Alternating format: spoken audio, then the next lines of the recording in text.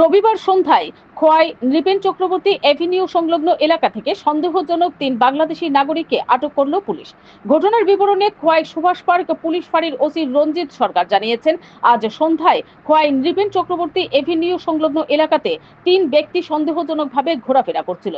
গোটা বিষয়টি সাদা পোশাক পরিহিত পুলিশ লক্ষ্য করে। পরবর্তীতে পুলিশ তাদেরকে আটক করে সুভাষ পার্ক পুলিশ ফাঁড়িতে নিয়ে আসে।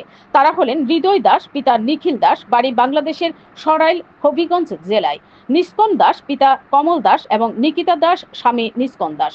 পুলিশ তাদেরকে তল্লাশি চালিয়ে তাদের কাছ থেকে বেশ কিছু পরিমাণ বাংলাদেশি টাকা এবং বাংলাদেশি বিভিন্ন সামগ্রী উদ্ধার করেছে।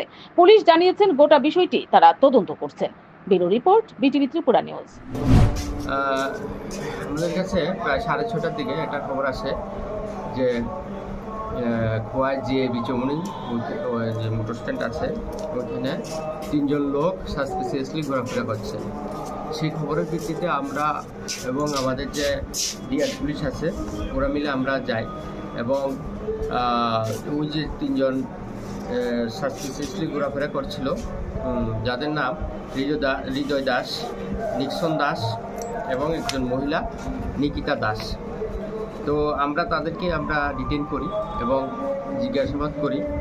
তো জিজ্ঞাসাবাদ এখনও চলছে।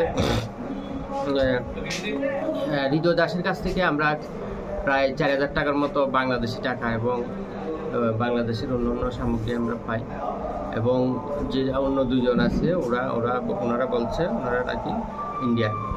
তো আমরা দেখছি তাদের ডকুমেন্টগুলি কতটুকু ভ্যালিড এবং তারা কি আসলে ইন্ডিয়ান নাকি, এগুলি আমরা দেখছি।